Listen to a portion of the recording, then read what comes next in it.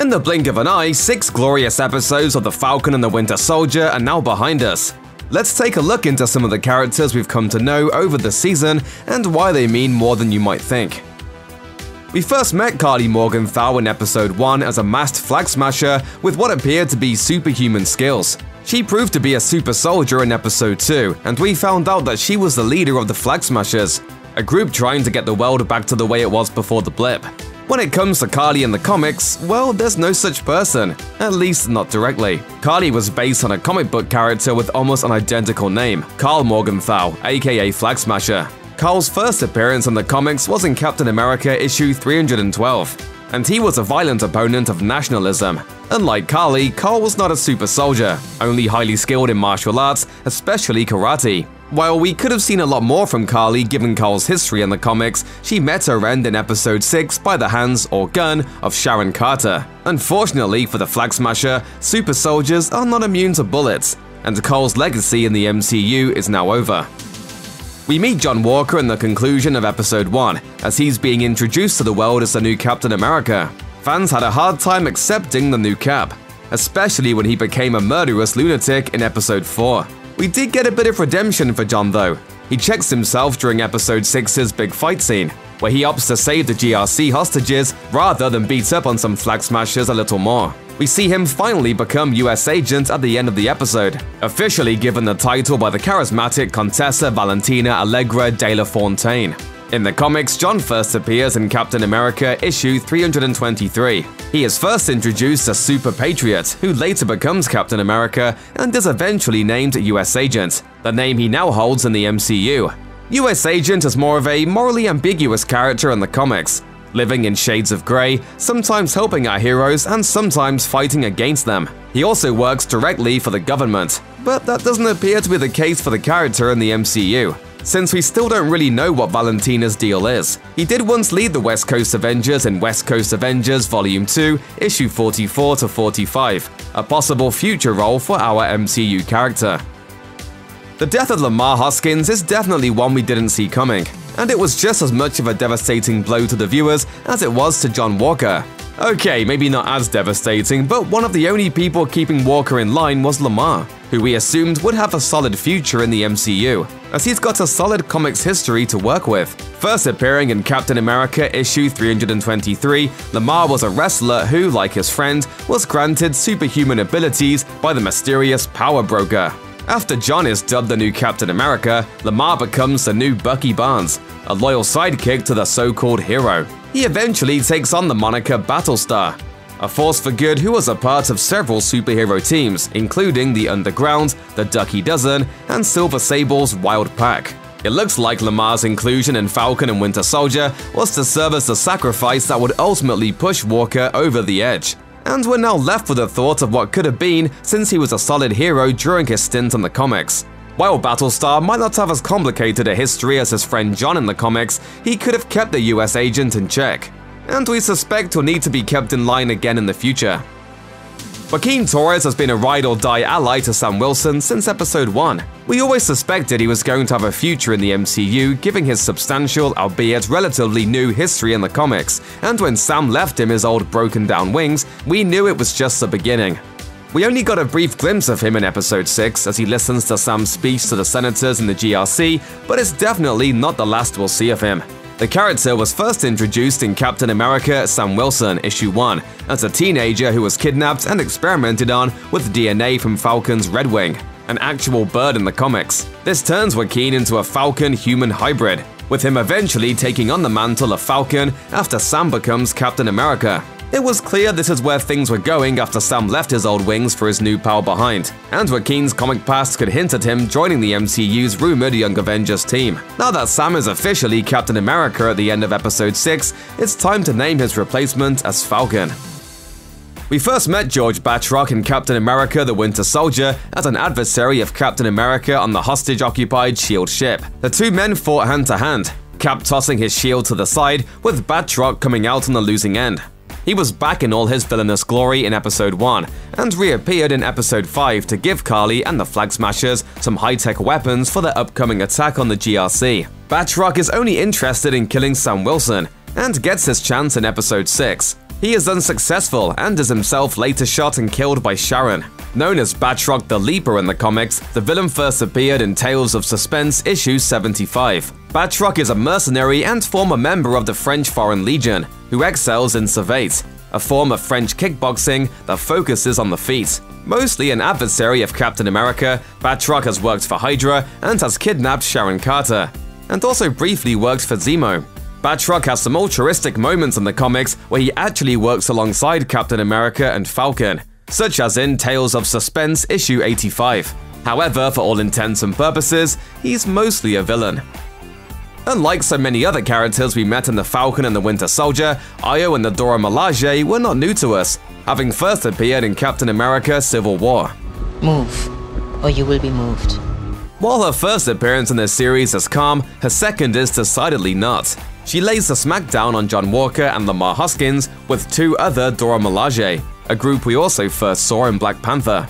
In the comics, the Dora Milaje are a small group of female warriors who are the personal guardians of the current Black Panther.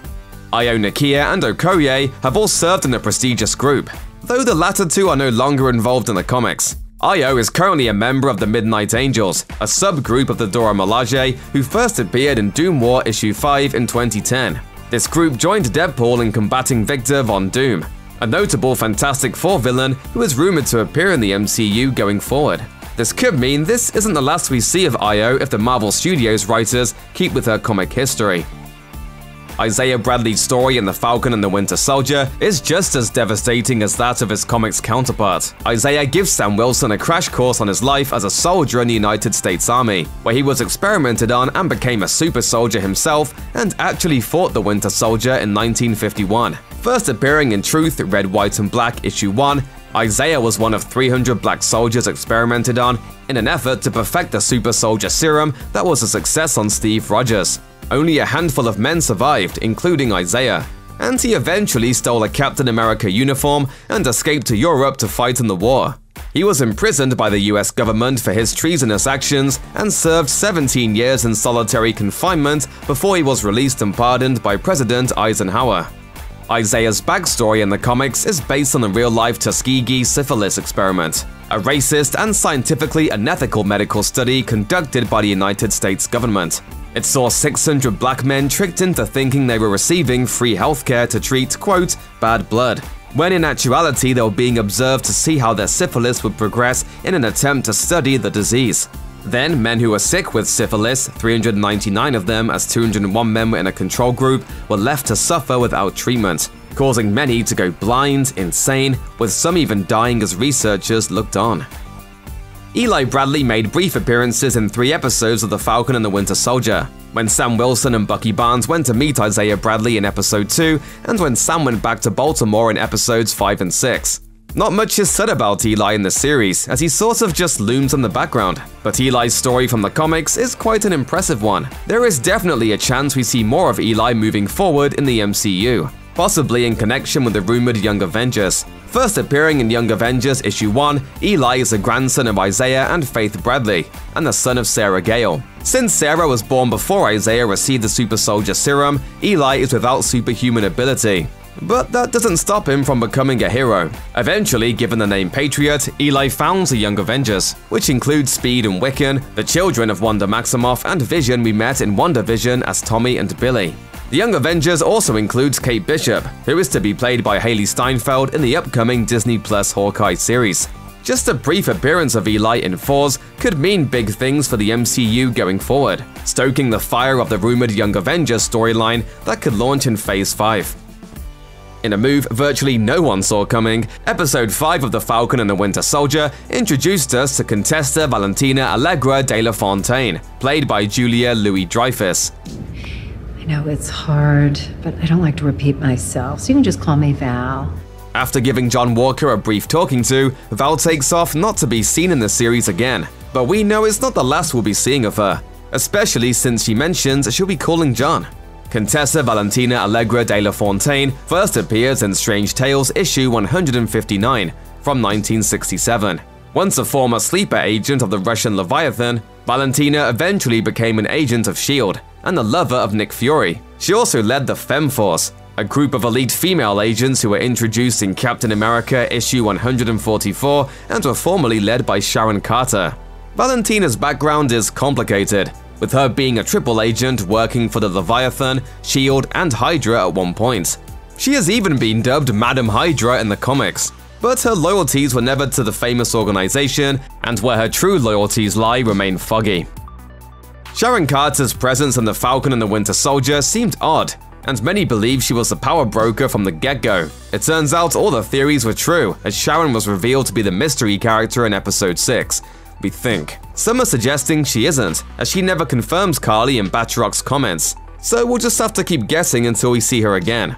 Nevertheless, the Power Broker is a Marvel Comics character with quite the rap sheet. First appearing in Machine Man issue 7, the Power Broker, aka Curtis Jackson, is the leader of the corporation and later forms his own group, Power Broker Incorporated. His business was strictly to profit from making super soldiers. He is killed by the Punisher, another character who might rejoin the MCU one day. First appearing in Tales of Suspense issue 75, Sharon Carter has no connection to the Power Broker in the comics. She is a force for good, but has once worked for General Thunderbolt Ross, a character many had also suspected to be the Power Broker throughout the season. If these two are working together remains to be seen, but their ties in the comics suggest it's a definite possibility. Ross could very well be on the other end of the phone in Episode 6's end credits scene. We have not seen the last of Baron Helmut Zemo, and that's a fact. The last we saw of the Dancing Menace was in Episode 6's finale when he was catching up on some reading in his raft cell. He seems happy to hear over his radio that the remaining Flag Smashers have been murdered, putting an end to all super soldiers on Earth. Interestingly enough, it was his adorable butler, Esnik, who planted the bomb inside the armored car that was transporting the remaining villains to the raft. Based on what we know of Zemo's backstory from Captain America Civil War and what we saw in The Falcon and the Winter Soldier, we can make some educated guesses on where his story might be heading. First appearing in Captain America issue 168, Zemo's got quite the backstory in Marvel Comics. Two of his biggest roles in the comics include his position of leader of the Masters of Evil, such as in the Avengers issue 273, and founder of the Thunderbolts, such as in the Incredible Hulk issue 449. The Masters of Evil were a true terror for both the Avengers and the Guardians of the Galaxy.